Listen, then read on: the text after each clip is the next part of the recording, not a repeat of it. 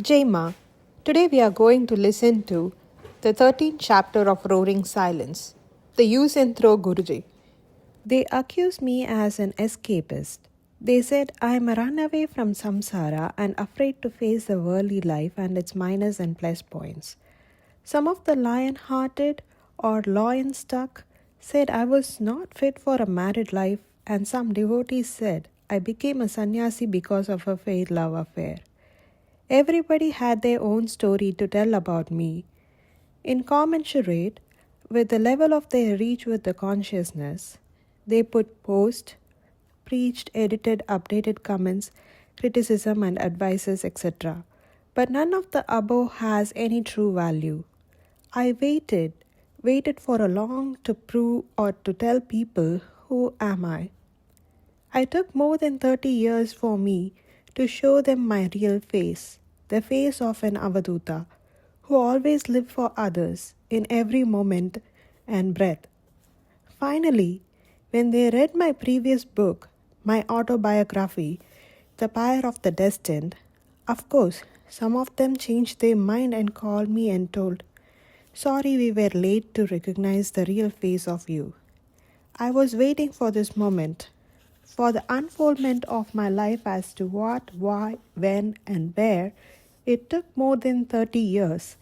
Living among hardships in Himalayan hills, eating nothing, drinking the Ganga Jal, depending on the Jal alone, facing hardships for food, clothes, and shelter, keeping mum. I had done tapas for years and years, till I reached the ultimate reality. When I was back to the so-called samsara, I was filled with the energy to fulfill the wishes of the people who are in samsara. Now they, at their moment of their wills, are fulfilled with the accumulated energy of mine. They are keeping silence. I have lot of experiences with such people who use my energy to fulfill their needs and thrown me out of their life. A use and throw life, is it not? Once, during my stay at Kurnool in Andhra Pradesh, one of my disciples came to me with his wife crying while I was in my puja. They came and cried for a few minutes. Just getting up from puja, I asked what is the reason for their bad mood. He told that his wife's brother met with an accident while he was driving his car and was in a serious condition. I never had a second thought in such situation except to go with them and pray to Mother for the suffering person's well-being. I took a banana which was offered to Amma during my puja and left my room to meet the suffering person. His body was fully broken and doctors were not in a hope to bring him back to normalcy. I requested the doctor who was looking after the patient for a permission to touch him and offer him the prasadam which I brought. His bed was surrounded with his wife, children, and other relatives. I asked them to keep a distance as I would like to touch him and pray to Amma for his well-being. His wife and other relatives also were near to him as others left the room. I touched him and done prayers to my Guruji and Mother Goddess to save him as there will be no tears on his wife's and children's face. I fed him little part of the prasad and left the room. Evening, I have received a call from his wife with a happy note that the person involved, who was expected of unexpected demise, is sitting and drinking tea. After some time, doctor who was attending him also called me up and asked, which heaven shake is the reason and how this miracle could happen. I told them these are not miracles, but if you have staunch faith and strong belief in Amma, such things happen. But the doctor was not a boy to buy my story or to leave me behind. He needed irrefutable scientific step-by-step explanation of this incident. I told, see, that man is suffering. Sufferings are because of negative action. I poured my positive earnings of my positive action, which deposited in me during my long sadhana in Himalayan hills. Thus, the negative action in that suffering person was totally removed through the positive action which I poured while I was touching him. It is as simple as a glass full of water is changed to milk without touching the glass. Go on pouring milk in the glass. After some time, the water will change to milk. For this, the person who is healing the suffering person must have a heavy stock of positive energy. Then the doctor put a counter question. Swamiji, when you're healing a person who is suffering because of his karmas, are you not going against the laws of the nature? I replied, yes, of course it is, but I am here to weigh the utility of that person for his family, society, nation, etc. When I am going against the laws of karma, as I am taking his karma phalas on me, I have to suffer as much as that person is supposed to suffer. Any loss of the nature is not changed, but something paid from outside as a helping hand. As he is more useful to the society through his physical body than me to the society, his family, and as I am useless for the society in this physical body, my area of working is in astral planes where this physical body is totally useless. So the energy conserved in my physical body could be used in a genuine needy person, and moreover, as I am not having a family setup wherein I could channelize these energies toward higher purpose, because I am transcendental of that state. To perform my duties physically, accumulated energy is immaterial. Moreover, I hope you know no energy could be saved like electricity could not be saved. If you do not use it, it will go to waste. Money, mind, time, all like that only. My logic is not to waste the accumulated positive energy at the time of my death. The doctor was in silence for a few minutes, and in a murmuring sound he told, it is difficult to understand people like you.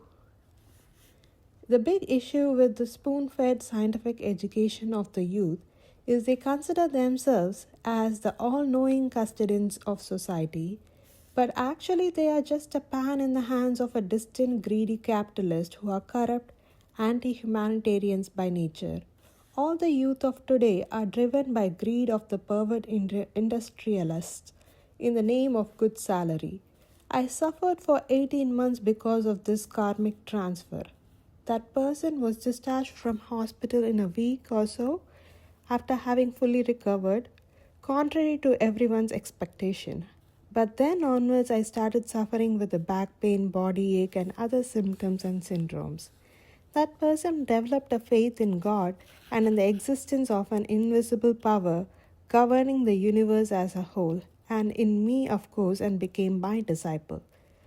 Few such people are avsaravadis, hardcore opportunists, and victims of greed due to their new exposure to wealth with a heart of clay. They used to come, make use, exploit me or spiritual entities like me. They also make use of temples, pilgrimage centers, etc., who are over there with a heart of butter, and then they run away from the scene once and for all. It came to light when, few years later, we were considering to start a project for rehabilitation of street children and economically deprived children. For their medical, educational, and providing nutritional food and other essential need, I was moving corners to generate some resource, needed fund to construct at least few thatched sheds to start the project for the time being. When I was dancing on the street singing the song of poor, all these so-called benefited clapped their hands, enjoyed the dance, but never thought of dropping a single penny in my desperate begging bowl. At last, the same few of my disciples, who are all the while with me in all my such foolish endeavors, to pull me back from the quicksand of social service, came forward and formed a trust which is now taking care of the project. I was running here and there and pickpocketing my disciples for some amount to face the needs. I requested the very same second-born person to also donate a little according to his ability, any amount to the trust, so as to enable to meet the needs of the construction works. He very politely and diplomatically told the treasurer of the trust, definitely he will donate a good amount. But to my wonder, nothing delivered till date. Works are over, and the rehabilitation works in a small scale was commenced among the poor people. But that rich man never turned up even to inquire about, due to the fear of being asked to do some help for the downtrodden brothers of the society.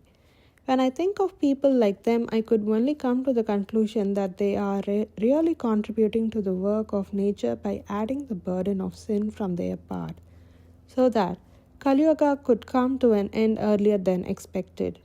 I never call this as lack of sense of gratitude, but definitely I will say this as an apt example how we human beings mainly attach exorbitant importance to money. If I help you by giving a 500 rupee note, you will definitely value it. Oh, my Guruji has given me 500 rupees. You will go around telling that you have received an amount from Guruji as prasad. But you do not have the intelligence to value the ashirvad or the help which was given in the form of spiritual energy, because you do not have any knowledge about that mechanism to get the energy of Guruji, which he accumulated through his year-long tapasya. You will not be able to respect and feel it as it is not visible. Casually you may say, by the ashirvad of Guruji I recovered, but not the real meaning of this ashirvad. The materialists have taught us to respect money as the only higher energy, but it is not so. Money is the last corrupt energy in this creation, beyond which no corruption exists. So, one should not do the blunder of assigning ultimate value to money among all energies. Ashirvad is accumulated by living the life, and money is accumulated by wasting the life through years and years. As soon as I completed this episode, few of my disciples heard it, and they raised a relevant question through one among them. Guruji, tell us, are you expecting something in return while you do such seva to others? If so, it is not a hypocrisy? This was a genuine question. In reply, I said, not the question of expecting, but an effort to create another Ashirvad giver like me for the coming generation. Because I will not be available in this form for the coming generation.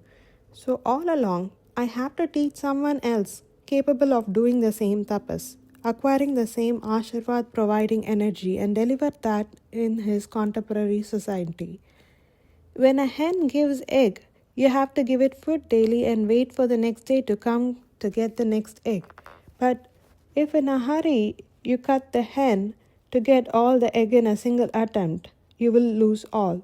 So I expect that you people join together to prepare someone as sadhak, tapasvi, sadhu, etc., so that he will be able to bless your children like I tried my best to bless you wholeheartedly. If you destroy the system itself, who will be there to make your children to know about what is ashirvad, what is blessings, etc.? So I expect you to keep the system intact for the future. For that, these things are necessary. Otherwise, I never intend to expect anything from anybody while I do such sevas. I read, digested, and trained well to be well established in the dictum Karmaneyam Vatikaraste Ma Falestu Karachana in my class 10th itself. Also, give and take is the law of nature. You accept some favors from someone, don't repay it to him. If you cut the tree after you have eaten the fruit, what will your children do? They have to plant a new tree for them to eat a fruit? Then they are not bound to call you as their parents and respect you, worship you. You do not deserve any divinity than the animal kingdom of food cycle. So do not think of just getting blessings, but you must arrange some similar system of seva to others to save yourself from the gripping hands of Runa. If at all, I would have been after money as you esteemed souls think. By this time I would have been at least a crorepati, a Carolite damsel with chubby children to play with by now. But I never cared to hoard the papers of Reserve Bank. So I expect one thing from all of you in return. Like you people will not like your children going childless. For me also it is painful to see the sannyasi system go extinct, for it's a curse of rishis upon me and for you all too. So just observe my day-to-day life. Try to analyze my words and deeds and then decide and conclude what it means to you in your life. That is all I could offer to explain. That disciple sat quiet for some time and told, "Sorry, by ignorance such thought came to me. Now it is clear to me. Sorry for doubting you, Guruji." I said, lack of awareness about something and ignorance of something is entirely different things. If you are unaware of certain thing, awareness will be provided and the previous mistake will be pardoned. But if you argue ignorance to escape for your mistakes, the punishment will be compounded. This law has to be kept in mind in all dealings with religious and spiritual dealings, so that one day you may not be forced to pay by nose for simple oversight in your later lives. It is the end of chapter 13. We are so wound up in the external and material life that Maya completely clouds our judgment when it comes to material things like money, power, etc. We have a tendency to fall away from the voices of our heart and become calculative in the pursuit of material happiness. In our current society, our minds are trained like that. But when an opportunity knocks to give back to the society, let's help wherever and as much as we can. We need not be the richest to give. We just need to be rich in our hearts, and giving whatever little we can will go a long way in both our spiritual and material life. The giving need not be just in the form of money. It can be as small as a smile, our time, good wishes deep from the heart for others, etc. If you found this video helpful, please do share with your family and friends. Chapter 14 will be released next Sunday. Jai Ma.